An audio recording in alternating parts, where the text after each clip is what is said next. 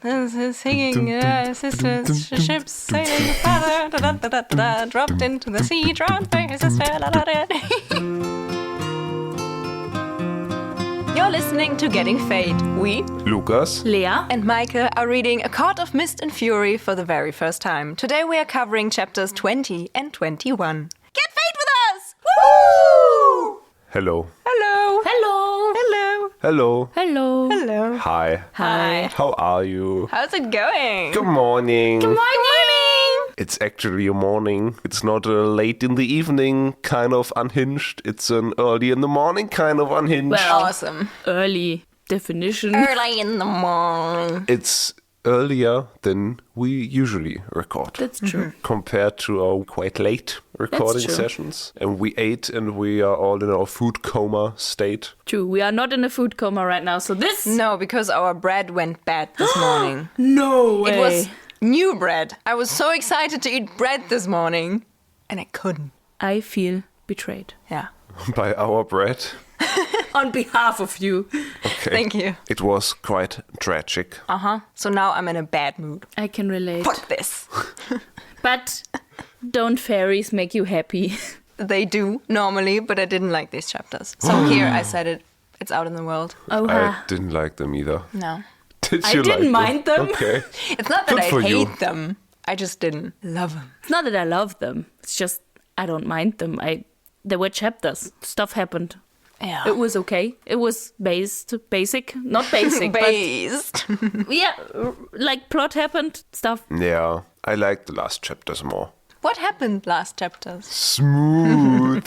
Well, I just said that I liked them, so obviously I completely remember what happened in the last chapters. Was that the bone carver shenanigans? Right. Yes. They went to the prison, they talked to the bone carver, they just kind of got confirmation that Jurian can be resurrected, and then... We got the quest, like the main quest. we got the quest. Quest. They want to, find all those pieces of the book before the King of Highburn does, because... They can control the cauldron with it, which the King of Highburn possesses. Right.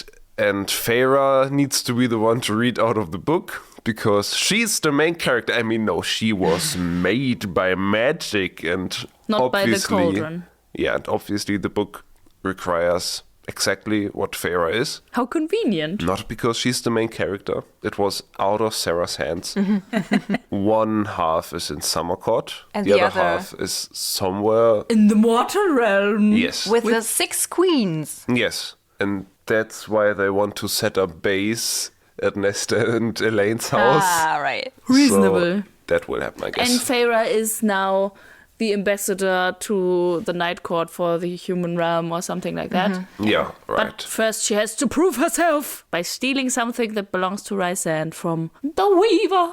Correct. And to do that, Rhysand winnows himself and Feyre into a dark, mystical forest that lies deep in the heart of Prythian, close to where Under the Mountain was. The sacred mountain, Amarantha. Trauma time. Trauma? Yeah, but she doesn't seem that traumatized by being that close to Under the Mountain, right? She's Well- just like, it's close to Under the Mountain. Yeah. Meh. And it's not really that surprising because we've seen it on the map. So Yeah, but Feyre didn't. yeah, but we did. So it didn't surprise me. Yeah, I guess Rhysand told her beforehand. I feel like he would be like, okay, now we're going to the forest, and that's close to the sacred mountain. So, Well, I heads feel up. like she recognizes it and is like, ooh, it's near Under the Mountain. Oi, oi, oi, oi, oi. But then was like, well, this is not a mountain, so I guess I'm okay. It was just a little trauma time. Yeah. Little sprinkle. A little sprinkle of trauma. Just a little bit. But this forest, it belongs to no High Lord and is out of the reach of any, jurisdiction. But Rhysand says the Weaver is on top of the food chain, so basically the Weaver has a say here. That's why Amarantha never attacked, because she knew of the dangers of this place. Even though, it's very funny, Rhysand tried to trick her into attacking, because he was like, if she attacks, I can just go maybe they get rid of her. But she didn't. She's smart. I like this wood. I think ancient mystical woods are always funny. And honestly, this going into the wood and stealing something from the ancient weaver. It's kind of what I hoped would happen in book 1. Because we talked a lot about what the tasks of Amarantha might be. Right. There was always like, oh, she has to go out into the world and she will have to retrieve some, I think for me it was a blue flower on top of a mountain. But that never happened. Honestly, if Amarantha didn't underestimate Feyre, this would have been a good way to get rid of the Weaver. Actually, if her task had been go to the Weaver's house, destroy her cottage, and then come back. Destroy her cottage! Well, to be fair, back in book 1, Feyre was still human. Oh, right, I forgot. So I think she would have quite died. You're correct. The thing is, in the chapter before, Rhysand mentioned, like, yeah, the High Lords never go there, but they also usually don't send an envoy to steal something from her because she knows who sent them. So maybe because that was obviously all thought of already in the first book, Amarantha didn't send her there because the Weaver would have known she was sent by Amarantha and there would have been retaliation. Okay, makes sense. Makes sense. Sure. Good job, Sarah. What's not a good job is that weird conversation that follows. Like, Yes. what the fuck's happening? Apparently, Cassian wants to fuck Feyre, because I guess he just wants to fuck everyone. But Rhysand's like, yeah, Cassian would probably like to fuck you. And then he goes, well, if you want to move on in a physical sense, feel free to fuck Cassian, I guess. Why is he so crude? That made me a bit upset. Why did he have to say it like that? And then, like, is he jealous of Cassian? Or did he just want to test the waters? But I guess I respect Feyre for the way she answers because she gets this, I guess, challenge almost thrown to her. And she's like, bet, I'll go for it. And she's like, sure, send him to my room. You know, I wondered if maybe this will turn into a little fake dating storyline for Feyre and Cassian, where, like, they actually meet up, and then Feyre's like, well, I don't really want to sleep with you, and Cassian's like, well, yeah, that's fine. But then she's like, but Rhysand seemed agitated by the thought of me sleeping with you, so can you just pretend we slept with each other? And then Cassian's like, yeah, well, sure.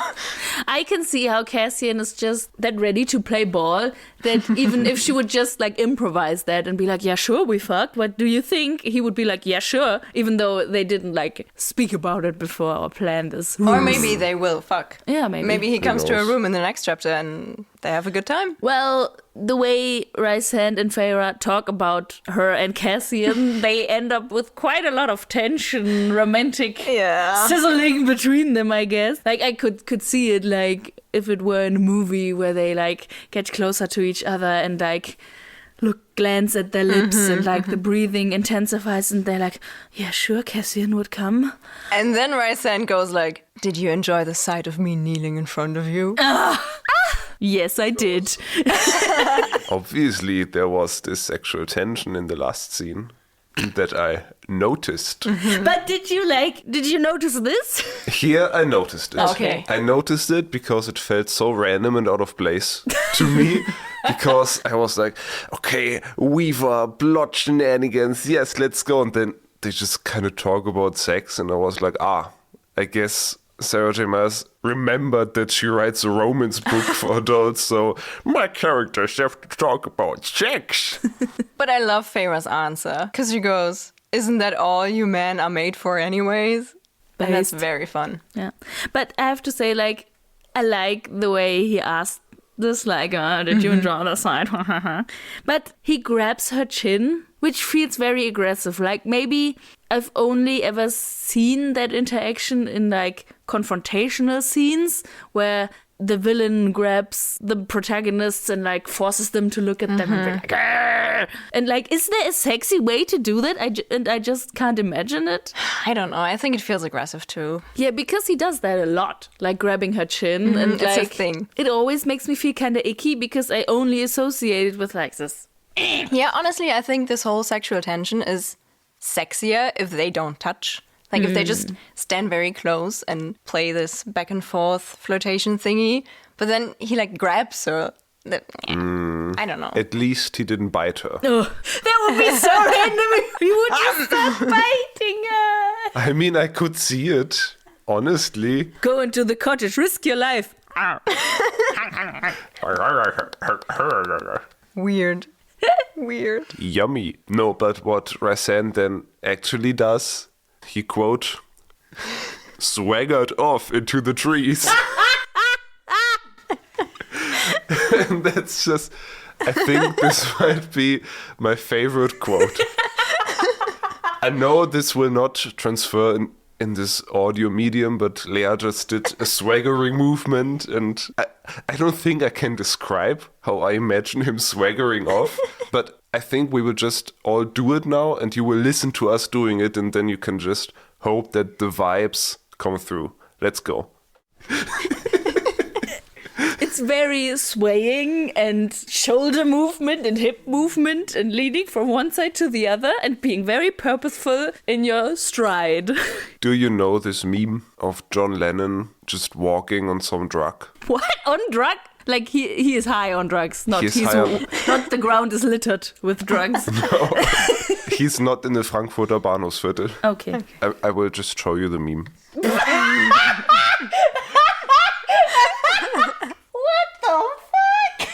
We will then put this picture up on our Instagram at Getting Fat Pod. Yeah, so Rhysand swaggers off to the trees. Good quote, good quote. Good quote, yes. And that makes Feyre kind of sad, because now she's alone on this quest. I think it also makes her scared because she's like, he made me think about sex so I would be distracted and not think about how scary this mission will be.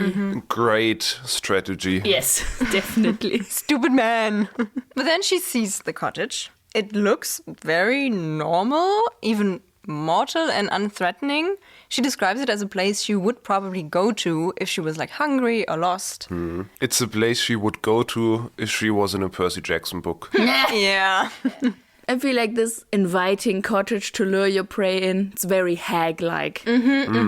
But she like completely recognizes the fact that this is a trap. It's not like enchanted to like lure you in. It's just, it has an unthreatening aura to probably lure people naturally in. And So- the door is open. Right. Not well secured. Your insurance won't come up for this if you don't lock your door and stuff gets stolen. No. Insurance says no. So, sucks for the weaver. Sucks for you. But I like that Feyre's hunting skills come back out. Yes. Like she's prepared and locked in, as the kids say nowadays. Yeah, I mean, she is, like, she has a lot of respect for what she's about to do. But she's like, yeah, I'm gonna hunt and I'm gonna trap and I'm gonna be stealthy. And that's what I was good at as a human. And now I'm fucking Fae. So come on, let's do it. I'm not a mouse in this scene. I'm a wolf. Yeah. And I thought it was cool how she was, like, prepping herself up. But then this whole story started with her killing a wolf. Isn't this really the best metaphor she could use? Well, I had to think of that, like, she killed Andras the wolf in the beginning, but it felt fitting to me because, like, it's like a circle closing, and now she's like, she became what she eliminated and feared in the beginning, so damn, bro. And she's not gonna get killed. No, Hopefully. Spoiler. because there's no evil lady with a bow in the forest. Honestly, this would be the best ending to the series if just Feyre is shapeshifting, walking through a wood, and then some random mortal girl just shoots her. Not a random one, mahogany. Wow. Yeah, that's art. Okay, new angle for this podcast. We will now stop reading the books, and in the next episodes we will just present you with our version of the story. But you don't know. Maybe that's how the story ends. Maybe Feyre dies. Don't Shot as a judge wolf. a book by its cover and the first 200 pages. Thank you for your coherent sentence. You're welcome. That's what I'm here for. Thank you a lot. But shall we enter? Yes, please. Yes, or as Feyre puts it, in, out, don't make a sound. Which is kind of a cute catchphrase. Yeah. And it also made me very, very confident that the Weaver will not notice her. No. Absolutely of course not. not. Burglar Feyre is fun. That should be her new career. Maybe not. Maybe not. Maybe not. Spoiler, maybe not. So she enters this very homey house, and inside it's also not immediately threatening. It's very cluttered, and she describes there's just a lot of stuff on like shelves, and then there's a huge loom and a large spinning wheel where the Weaver sits and is spinning. She appears as a young lady. She looks beautiful, has long hair, and she is singing a very disturbing song. Like, it sounds like a lullaby in the melody, but the content of it is actually kind of dark and a bit horrible, I guess. And the song is weird. I tried to like summarize it in like one sentence, and it's basically about this girl pushed into the sea by her sister, and then her corpse comes up on the shoreline where a miller finds her and then turns her bones and body parts into a viola, and then that instrument sings of her tragic death through the strings. End of song. How pretty. Fun, I guess. I was like, a poem, I guess. A song. Yeah, but it's written down, it's a poem. And I just kind of thought, I read the first verse. And just based on this first verse, I want to make a theory.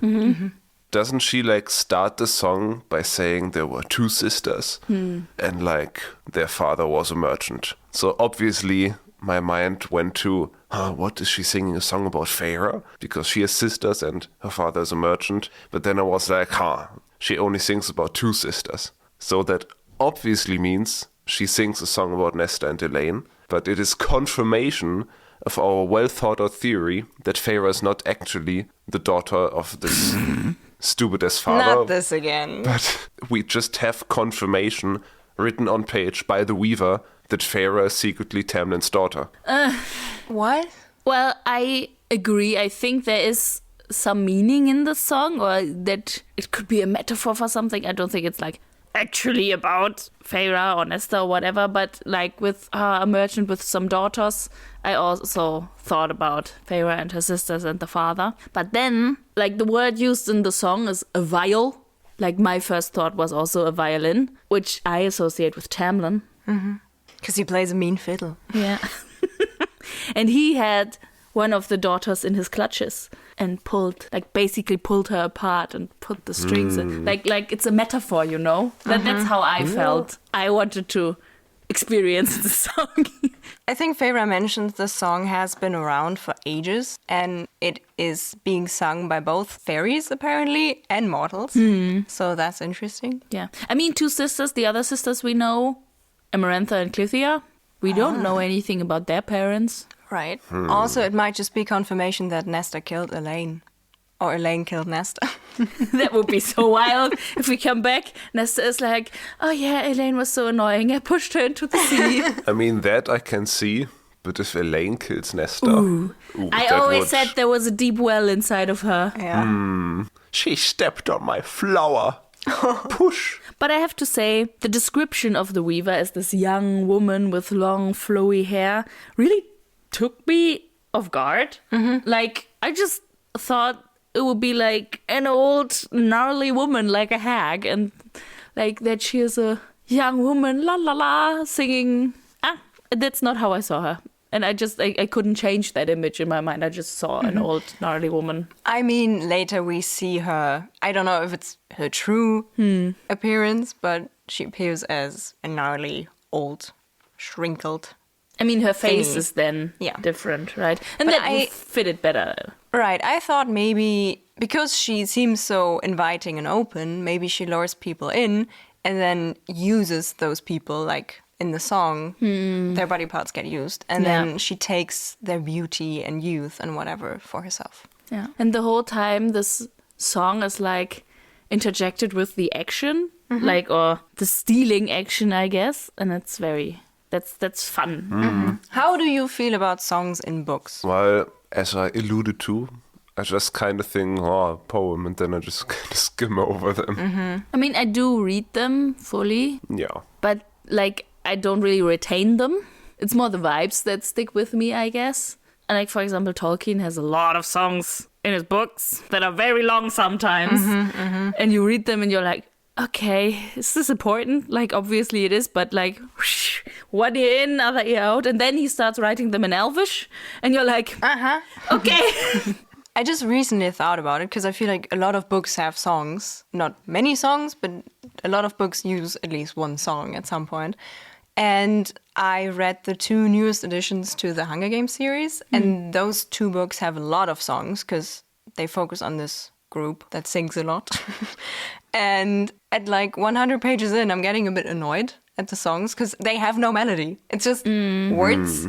Like, I think when you read lyrics to a song, just reading them, they always sound so weird because you don't have the rhythm to it and you don't know how the song is supposed to go. So you just read it like someone would say it, and then it just doesn't sound good. I think that's the advantage when you read an old book or an older book with some songs in it, because there eventually is someone who makes a melody to it, and then if you have the urge, you can listen to it.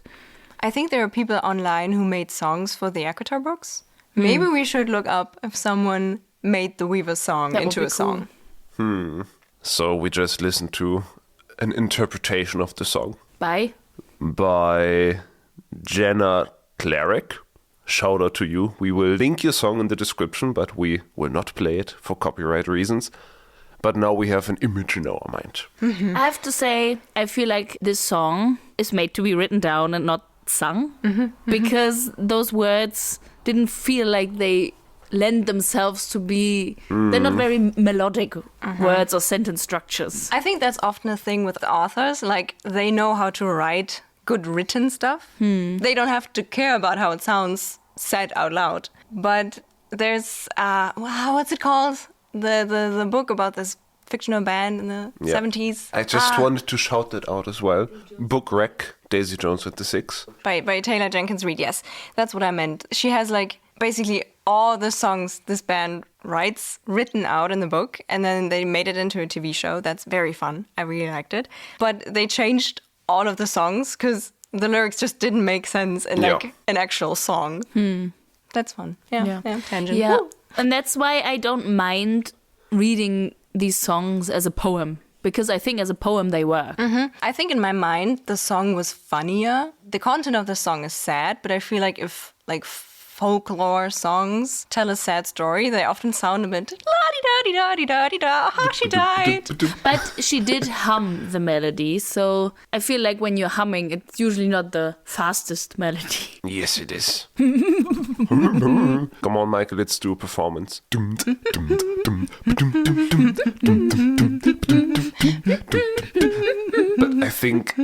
I don't think she's just humming without lyrics, because there are lyrics. Yeah, obviously. She probably like sings the lyrics and then goes singing sisters ships sailing father dropped into the sea drowned by his sister. Okay, great. Thank you for this performance art. You're welcome. But before Feyre actually takes the ring, Spoiler, what ring? Huh? What are you talking about? I wanted to add a few thoughts I had in between. You know, with Loom, I always had to think of the TV series Loki, because there's a loom for the timelines. And I've never heard the word loom before. And so I just associate it as this huge technical thing that controls timelines. And then there's like, ooh, she has her little loom. And I was like, huh? I guess that's something different. Or maybe the Weaver weaves the fate of the world. Would be cool. Who Would knows? fit mythology. Yeah, I was about to say, she reminded me a lot about like the Greek fates who spin your fate. Oh. Except she is spinning hair. Maybe we should say that out loud. She's spinning hair. Yikes. She has a whole hair thing. It's very hairy and Harry Styles. Where was I? So Feyre compares herself to Rhysand at one point and is like, oh, we're both monsters. Just like the Weaver herself. And I don't like her reasoning. Like, I don't like her being like, oh, I'm a monster, blah, blah, blah. But I like that she sees herself kind of as an equal to Rhysand. So yay. Yay. And the moment she equates herself with Rhysand and kind of lets him in, she starts to notice his aura of magic in the cottage. And again, associates it with the salty, citrusy scent that has been mentioned a few times now. yeah. Do you remember that even after she like watched through the mist and stuff, she still smelled his magic as a metal tang, and we were like, okay, I guess that's just his smell and not just the weird magic-y smell anymore. But now she can actually like smell his actual smell, I guess. Like, what happened there? Maybe Sarah J. Maas forgot that magic should now not smell of metal anymore. Or Rhysand had his wall up. You know, he was keeping Feyre out. So he was kind of glamouring her and his magic smelled glamoured. And I mean, Yeah. she was still human, but yeah. What do we think Feyre's magic smells like? Does she just emit all the High Lord smells at once? She just smells like too much. Ooh. It's like I think it was Nizza. Or Nice. Nice. In German, we call it Nizza. What is the French word? I don't know. Niche, Nice, Nissan. And they make perfumes there. It's like a perfume making city. And they have like cables above all the streets where like perfume is running through, and all the perfume is like sprayed into the city. That's Really? Yes. And it's like when you're at a supermarket and buy fruit and they spray a little bit of water on the fruits so it stays fresh and cool. And it's like that, but with perfume in the whole city. But it's like all the perfume at once. And it's like all the smells. What? Because they're perfume city. But that's maybe what Feyre's magic smells like. Like a Douglas. Yes. But Okay. I mean, maybe it was just a celebratory thing when we were there like a few years ago. 10 years ago. I don't remember when we were there. It honestly sounds very wasteful. Because I feel like for good perfume, you pay a lot of money for a very small amount. And then they just go like, spray it around. I doubt it was good perfume. It smells like shit. Well, that sounds disgusting. Like Feyre's magic. Well, it wasn't like disgusting. It was a bit overwhelming, but it was also nice because it was cooling you down in the summer heat, but it smelled. Okay. Wild. That's all my thoughts on this chapter. Thank you. Is she taking the ring in this chapter or next Yes, chapter? she Okay. is. She like goes. Maybe we should clarify why Yeah. you're speaking about a ring. You're Julian? taking away all the fun. I'm sorry. No, you're not. I'm just kidding. She feels this tugging of Rhysand's magic, or like his essence. Like, Okay, what did we Lea. say in book 1? Am I pregnant or is it Rhysand? After she felt this tugging. Both. This time she doesn't want to know if she's pregnant or if it's Rhysand. And she just knows it's Rhysand. Sorry, I'm rambling. And she goes to the shelf and she looks at the shelf and she sees an object and she's like, the fuck? Why does Rhysand want me to get a ring for him? It's a beautiful ring. It's like tangled bands of silver and gold. Nice. I don't know how I feel about mixing silver and gold in jewelry. I'm not Choices were made. I'm not a gold person. Well, maybe the mineral gold has just a completely different color in this world. I doubt it. Maybe. And it has a strange blue stone set into the middle. It looks like a sapphire, but different. That's what Feyre says. Do you think it's one of these power stones? I wondered so too. Because his mom, we learn it's his mom's ring. She is Illyrian, and the Illyrians use those siphoning rings. Right. So maybe it could be a siphoning ring. And then she says the stone has like a pale light on it. The lines of a 6-pointed star radiated across the round, opaque surface. Right. I understood that differently. I just thought it was shining so brightly that like 6 lights streamed off of it. Fun image The too. ring of Rhysand's mom just illuminates the whole cottage. She doesn't even have a lamp. It's just a star. And that's also why she notices Feyre, because the light goes out. Yeah, but before we talk about her noticing Feyre, do Spoiler. you think this time, this ring is the ring on the cover? I thought so. Because later something happens where I thought Feyre was immediately gonna turn into a bird. And so it would make sense that she would then carry that ring. But we'll get to that in a I few am quite minutes. intrigued to get to this theory. Yes, me too. But Well, we now have 3 contenders for the ring on the cover, and maybe.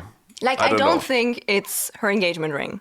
Because she Right. melted the engagement ring off. I Yeah. feel like why would it be on the cover? Then Jurian's ring could still be.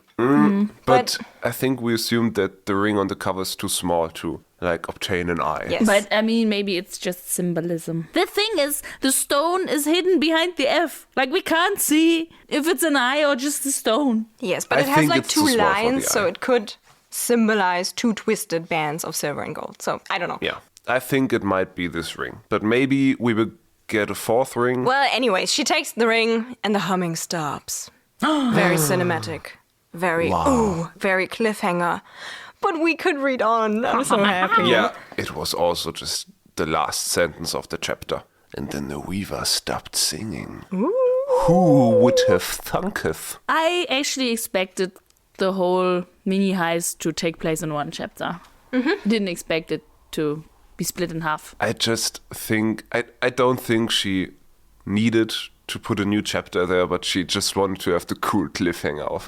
You know, she thought about the audiobook where there's a long break after the chapter ends. And then if you listen to this, you're like, and then she stopped singing.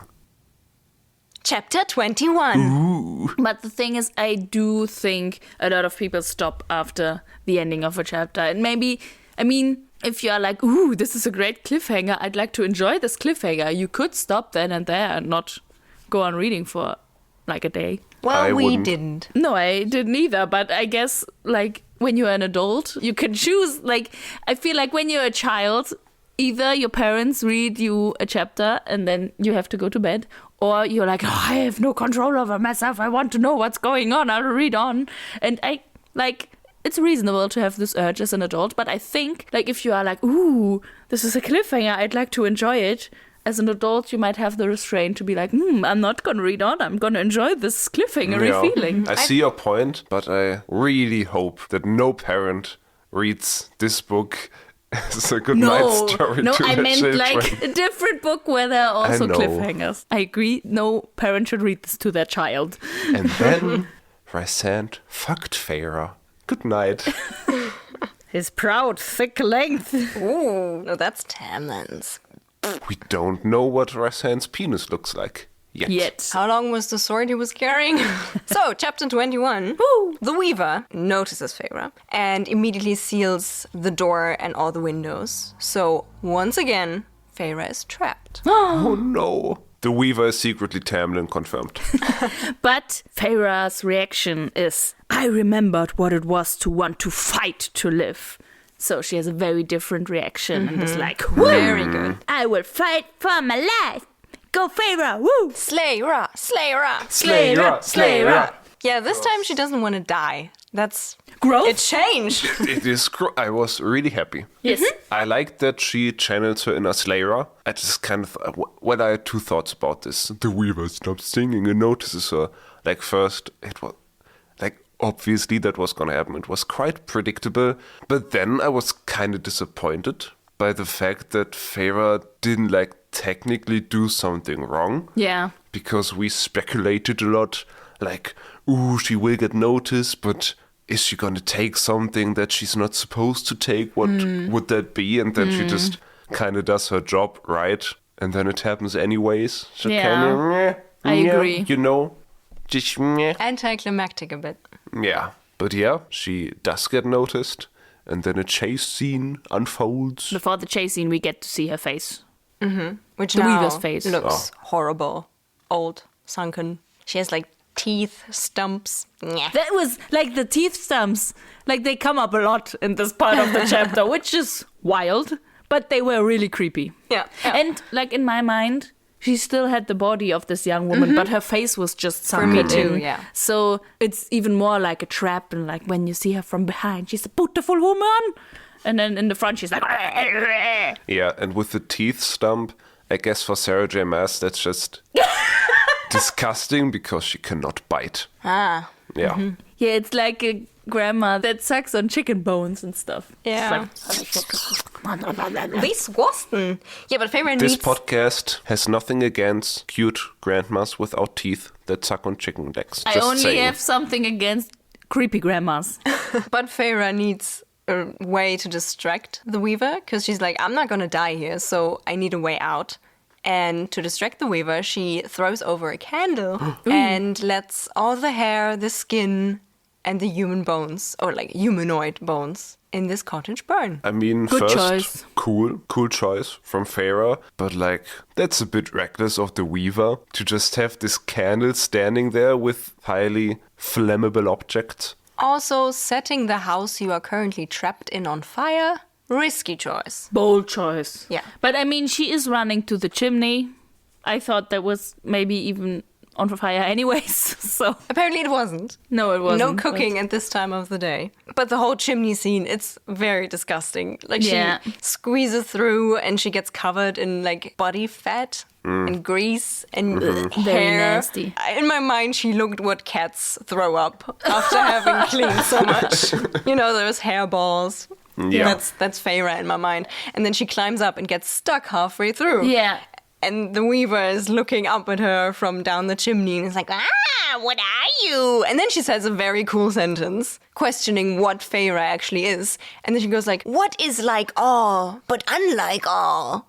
And I think it's a very fun sentence. I think she says it that way. Because Feyre is like all the High Lords, but she's unlike all the High Lords because she's different and made. And Yeah, that makes sense. I read it and was like, huh? And moved on. Based. What was your experience with that sentence? I don't remember that sentence. But I did remember the more cheesy but fun sentence. Pharaoh says, I was a wolf and I bit when cornered. Again, the biting. The thing is, Feyre gets stuck in that chimney and she does want to fight, but she is physically weak and just can't get away from that spot, even though she should have immortal strength right now. And then she's angry and is like, I had let them make me weak. And I was like, yes, be angry. Even Yeah. more angry. He deserves it. that fucker never trained her. She's so powerful and strong, and Tamlin never trained her. And he not only didn't train her, she starved, and that's why she has no physical strength right now. But all that anger is making her stronger, and for the first time, she hears a voice in her head telling her to stay calm and to think and to do what she knows to do. And it's not Rhysand's voice, as I thought at first. It's her fucking own. Yes, queen. Girl, you don't need a man in your head to tell you what to do and what not to do. You do it yourself. You can figure it out yourself. And you know what I thought would happen then? I thought, ooh, she is stuck in this rather small space. She would be able to get out of there if her physical form would be smaller. So I thought in this moment another one of her abilities might make themselves known, and she would at that point transform into the bird of the cover, carry out that ring, and fly to Rhysand and be like, bitteschön. Wow, that Okay. would be sick. But it didn't happen. No. No, but when you mentioned the bird earlier, I was like, what the fuck kind of unhingedness is Lea gonna bring to the table? But I see it. I think that's a good thought. I fully expected it to happen, and then she just fought her way out and was like, okay, reasonable. Yeah, she breaks the chimney, Yeah. hitting the Weaver. And yeets the brick stones at the Weaver. Yeah. It's pretty fun. She rebels against her weakness and her fear and comes into her own. Nice. Love to read it. Slay Ra. Yes. Nice. And then she gets covered in hair because the roof is made out of human hair. Yeah, it's... I just imagine the hairy thing from like the Addams Family, which is arguably probably a bit too much hair, but still kind of a funny image. Yeah. Yeah. I got huge Coraline vibes. You know, Right. where like, spoilers for Coraline, where like the fake mom turns into this spider thingy monster and is like all fucked up and chases her. Yeah. Very creepy. Yeah. That movie traumatized me. I only ever saw it as an adult. And then it traumatized me.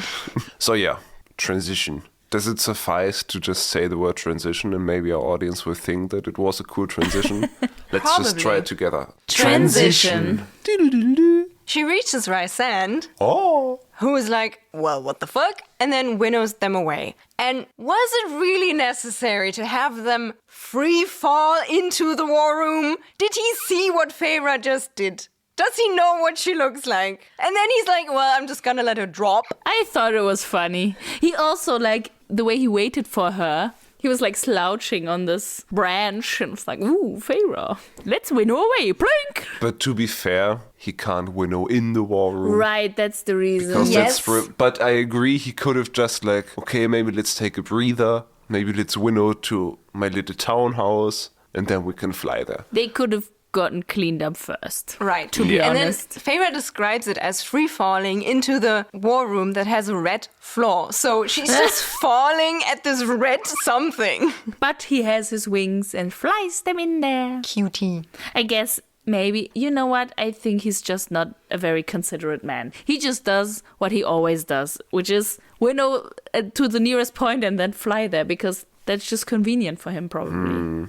Not cool. But like Feyre is very disturbed and has to throw up, and Amren is just a good sport and just cleans her up immediately with magic, as any good friend would do, right, Meike? I enjoy it so much when my character in our D&D campaign has to clean every fucking other campaign player. You chose that spell. I'm not your washing machine. Yes, you are. Yes, you quite literally are. I am Jesus of the Orcs. Do not... You know what Jesus did? Wash someone's feet. Do your duty. Fuck. But what I like about this interaction with Amren is that, in contrast to all other male characters who make fun of a tough situation for Feyre, like Lucian made snarky comments at Feyre, which were fine, but there were also snarky comments. Tamlin was just Tamlin, and then Rhysand is always snarky. But Amren is like, you smell like barbecue, which is a snarky and maybe not fitting comment for this moment.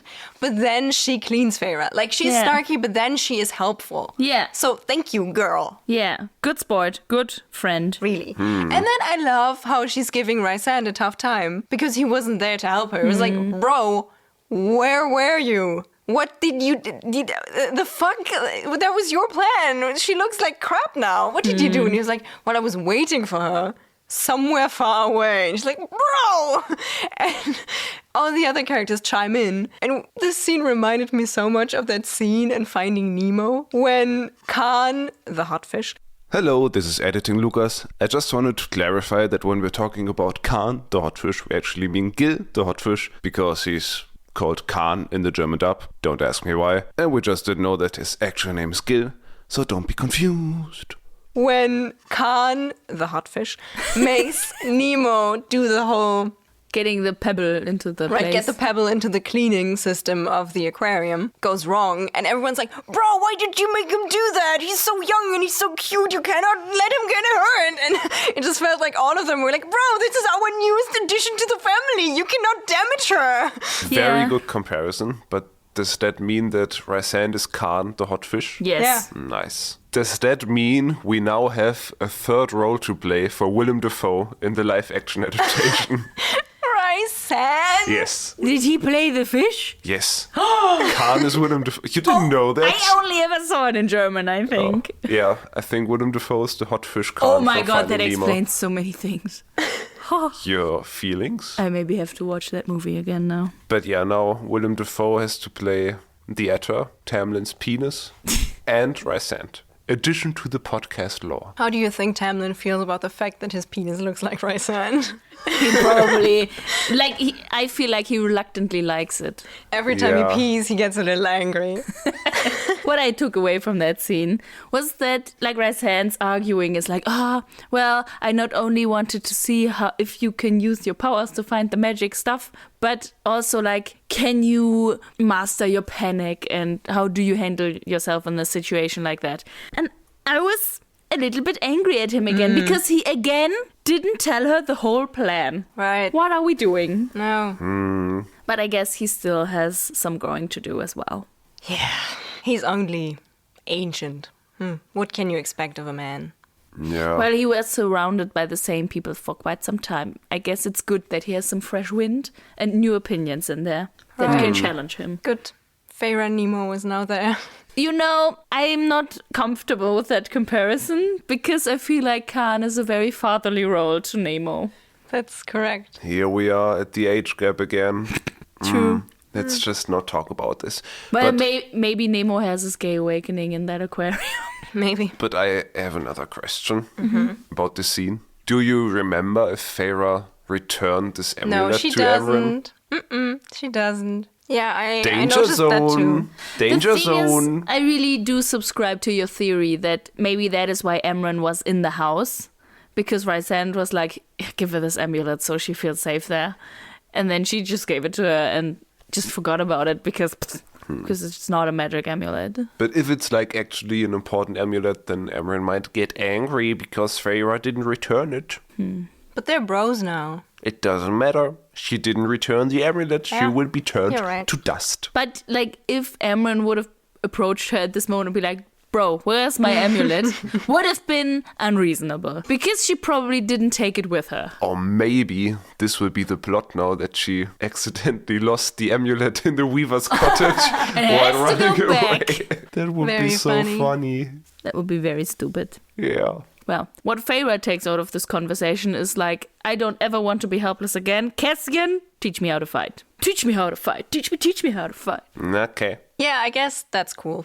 Yep. I like Yeah. that she's getting her training that she deserves. Yeah. Finally. And I think it will be fun with Cassian. Like, I think Cassian is annoying, but I feel like those two could have fun banter. Yeah. And maybe my whole fake dating theory will be a thing. Or maybe Or maybe the a real dating theory, not I don't fake know. dating. Yeah, maybe. Maybe they will have a fling, but she truly has feelings for Ruru. Yeah. Where's Azriel in this scene? Is he there? Brooding. He's brooding in the shadows. That's why you didn't see him. Maybe he's out with Morrigan. They have a little date night. They're like, Feyre's on her mission. Who cares? I was about to say that's it, but that's not it. No, we talk There's- about the ring now. Right. That stoopy ring that Feyre had to get. I like that Feyre is actually a bit angry that she's like, why the fuck did you want me to bring you your mother's ring? Because he then tells, oh, it was my mother's ring. And then he admits that his mother gave it to the Weaver. So the Weaver would, like, keep it safe. For safekeeping. So he wouldn't waste it or something? Yeah, I got hung up on that word too. I I've- had two theories. I have one. I have none. Should I start? And then if it's Yes. the same, then you still have another one. So my only conclusion was, so it's probably a wedding ring, right? Yeah. Because that's like the usual thing. Like, this is my special ring. Give it to the only girl you desire. Be safe about it. Make a wise choice. I will give it to this creepy ass woman and you have to fight her to get it back. Right, that's what I thought too. I think it's very plausible that she was like, well, Rhysand, I know you're a player. Don't give my ring to just anyone. Wait for the right person. And to make it hard, to make it like a really hard decision, you have to get it from the fucking Weaver. And now he made Feyre get the ring that he will at some point give to her. So he just completely avoided the work. Yeah. He was like, hey, I found the right person. Right person, go get it for me. Thank you. Go buy it yourself. That's the thing. Like, how was he supposed to get it back? Like, and that's why it doesn't really make sense to me. A wedding ring, you would eventually want to get back. And, like, giving it to the Weaver really seems kind of permanent. My other theory was that maybe the ring is like the stone in it. It looks whimsical. So maybe it's magical and powerful and it has like a one-time use thingy, maybe. So she was like, right. I'm going to keep it somewhere safe. So he cannot just use it for any situation. He has to actually think about, is this situation worthy of the ring's power? And now he thinks, oh, the whole Jorian thing, maybe. Yeah. Yeah. And then I also did not really understand why the Weaver caught her. Yeah. Because, I mean, this proves Rhysand's theory of Feyre being able to track something. But it kind of disproves the theory of Feyre having the same magic, right? Like, wasn't that his thing? He was like, she will not see you because you already belong to her hut. Because you have the same magic as I. But I just don't understand the Weaver. That's not how I understood it. I think he was like, she won't register you because you are of everyone, and so you are something unknown to her, and not like, you are Autumn Court. Oh. But that doesn't really explain why she wouldn't see her, and, well, she did, or not see, but, like, register her. But wasn't she allowed to bring knives, but not a bow and stuff? Because they're already in there, yeah, right. And then he was like, well, your magic is already in there, so she won't recognize you. 'Cause I have no idea. Yeah, it or was maybe, a bit inconclusive. just maybe, Sarah J. Maas just wanted to write a fun chase scene and was like, she gets noticed. Yeah, I think that's why I didn't like the chapters that much, because they kind of miss a conclusion. Yeah. Because I like when stuff happens, and then at the end of the stuff, you're like, that's why I have it. That's how we're gonna use it. And like the knowledge that it was his mother's ring does not bring me any insight in the story. I don't know why he would want that ring. Right. And there's also no, like, she got back from the Weaver and, okay, he knows she can track the book. But, like, we did the Weaver thing and that's it. Yeah, I feel like, to me, it just kind of feels like Monster of the Week. In the last episode, we had the bone carver that she has to retrieve information from. And now, like, the very next chapter, she's like, she has to go to the Weaver's cottage to retrieve a magical ring. Yeah. And it just kind of feels, I don't want to say pointless, because I feel like this chapter had a point, that she finds her inner strength, Slayer, yay. But I feel like it could have been done in a more meaningful way. What I think is a good choice is that she doesn't just immediately face the big bad in that way. I mean, the dude from Summer Court probably wouldn't be a big bad, but like that they are like, okay, let's see what your abilities are. Let's train a bit so that then she can do the actual mission. Yeah, preparing her for it makes sense. And then Feyre would... Yes, Feyre gets very tired. She actually does. She just wants to go and bathe and be done with it. But Rhysand tells her, you know, you're training with Cassian, but you're also going to train with me. Like, training your other gifts is now mandatory if you want to work on my team. And I think that's reasonable. It is reasonable, but again, it's really mean how he says Yeah. it. Like, consider our training now officially part of our work requirements with me. It's like, Like, yeah, at no point did she seem like she didn't want to train, right? well, I think she's like, I have to spend more time with you. I think these chapters were also a bit like to be that she's agitated by him again, a bit. Understandably so. Yeah. Man. But yeah, he insists, and so he shows her some stuff. The way he does it, weird again, though. Because he tells her to, like, go into his mind, break his shield. She tries. She fails. And then he's like, oh, well, you tried. I'm going to show you what I wanted to show you anyways. So, okay, she's tired. Just let her have some peace. But what he shows her is, let's just say it was very unexpected for me, because we finally find out why he doesn't like Ianthe. And the reason is a different reason than I thought. Yeah. So, 100 years ago, Ianthe visited him at his court, like the official court, the court of Night Court nightmares. court. And she thinks a union between the two of them would make great offspring. And she is so convinced. She doesn't care that he says he doesn't want to have children with her. And then she tries to force herself on him. He, being incredibly powerful, freezes her in place, breaks her arm, and is like, well, if you ever try that again on me or anyone else from my court, I'm going to break more than just your arm. And then I guess he just lets her standing there waiting for the spell to wear off. And she goes like, you will regret this. And I like this whole, you will regret this, because it makes this whole standoff thing that will for sure come. Like, she's working with Tamlin and we're now working with Rhysand. So we're working on different sides and it makes it personal. You know, she has a disgusting reason for hating Rhysand, not just because he's powerful, but because he rejected her. Yeah, I have to say, in this scene, I noticed that even though I don't like it, I'm still a product of a patriarchal society. Because when I read it, my first instinct was like, yeah, it's bad, but like, eh. And then I thought about it and I was like, well, if the roles were reversed and it was a man doing that to a woman, I would find it extremely horrible. And of course, it's the same horrible this way around. But I think because a patriarchal society is like, the men want it anyways, basically like that. It's like, this is so ingrained in my brain somehow that my first instinct wasn't like, oh, this is disgusting, how dare she? But it's like, it's kind of bad, I guess. I think maybe also a reason that it doesn't feel as bad as it maybe should feel is that much worse has been done to Feyre in this book by a main character. Like, Tamlin has done worse to Feyre. Rhysand has done worse to Feyre. Yeah.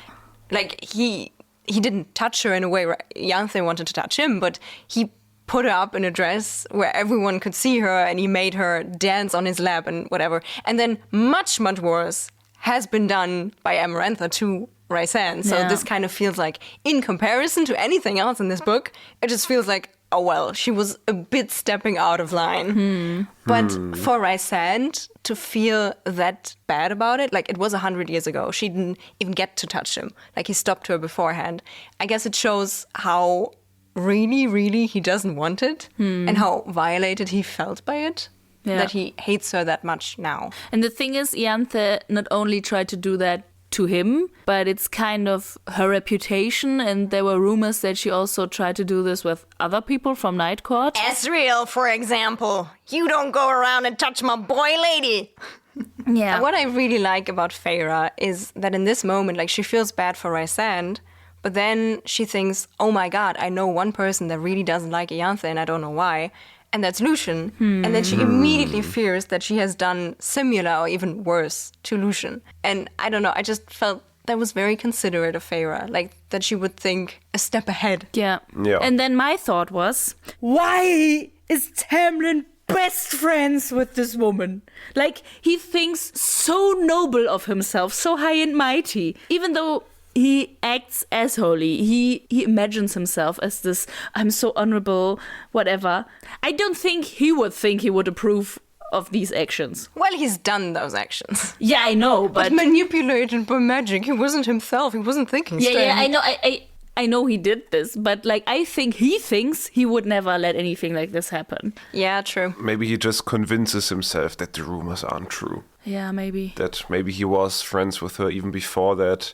He's like, no, not my Ianthe. She's great. And then he just doesn't want to hear anything. But also that made me think, if Ianthe's thing is going around trying to get it on with some High Lords, and you know the state Tamlin is in right now, I think they're going to be a thing just True. out of spite. Yeah. I think he will fall for her. I think so too. Do you think that might have been her plan? To agitate Feyre so much she breaks? Yeah, maybe. So that she can then swoop in? To be like the gentle friend that cares for him when he's down, and then he falls in love with her.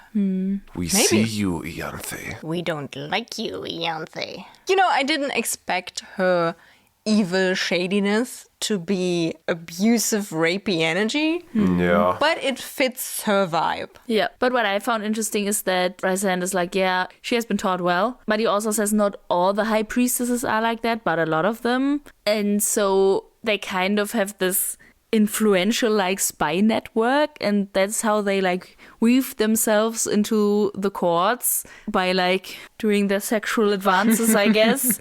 And he even names like 3 courts where they are already in. I don't have them written down right now. This is day, I think day, dawn, and something? winter, maybe? Dawn, day, and winter, yes. Dawn, day, and winter. DDW. It's the DDW alliance. Nasty. So that means we don't like Dawn, Day, and Winter. I mean, we still, or at least I still, don't really know what to make of Summer Court. If they are going to be our enemies or not. What I hope will happen is that Spring Court and Night Court, there will be an event where both of them go there and are trying to convince them to join their side, and where they meet again, and it's going to be like a high societal thing, and like they have a confrontation again, and that would be juicy. Totally. Was that the end of the chapter? Pretty much. Rhysand turns this into a lesson again, because he sort of traps Feyre inside of this memory, and then tells her to never step into basically an open mind, or like a mind that you don't hold open yourself, because a well-taught Daemati, what did Daemati could trap you inside of their mind, which Not nice. will probably be foreshadowing, I guess. Right. Maybe this will be how we find out Tamlin is a Daemati. Like, she steps into Tamlin's mind at some point, and then digs around in there, and then suddenly she's trapped. And it's like, oh my god! And he says, like, if you are trapped in someone's mind, they can make you do anything. Whoa. Uh-oh. But yeah, that's how the chapter ends. She then finally gets to have a bath. It's a nice hot bath, but Yay. you know, everything that happened and will happen makes it feel cold to her. Deep shit. Yeah. I have to say I would rate these chapters mediocre-ish with a slight angle towards good. Speaking about them made me like them more. Yeah. I just felt this whole Weaver's thing was kind of pointless. I mean, it was fun, but kind of pointless. I enjoyed that it was an opportunity for Fae'd to grow into her own and become Slayer. Yeah. So that's why I enjoyed this action sequence. And then we got some lore or like backstory that also was interesting. I think we have everything now to step into the big story of this book. Like, we know Feyre can be a tracker, and they will likely now use that. And the rest of this book will probably focus on getting the book or not getting the book. So you would say that now the story is about to finally happen. I mean, a lot of story has already happened. So You Oh, that's mean right. the next arc might Yes. maybe happen. Yeah. I want to get to know Cassian, Azriel, and Morrigan more. Yeah. And Emran. I forgot about Emran. And I want to take more strolls around Valaris. Yeah. Maybe see the gay artist quarters, the rainbow, maybe eat a langos. Go to the theater. Yeah, that would be nice. And if you would also get to experience some strolls around Valaris or get to meet the day-to-day life, you should join us next time. But if you want to get some getting Fae'd action in the meantime, you should check out our socials. No, you should swagger into our social accounts. Yes, swagger to our social accounts at Getting Fae'd Pod on Instagram and TikTok or YouTube. And there you can see some highlights and some memes and some outtakes. And this will carry you all the way over to the next episode that will air in 2 weeks. And just one more thing, I have a task for you. Imagine me as Rhysand and you are Feyre. And if you know a person in your life, just one person in your life, you will now swagger to them and say, hey, you like podcasts. Why don't you give Getting Fae'd a listen?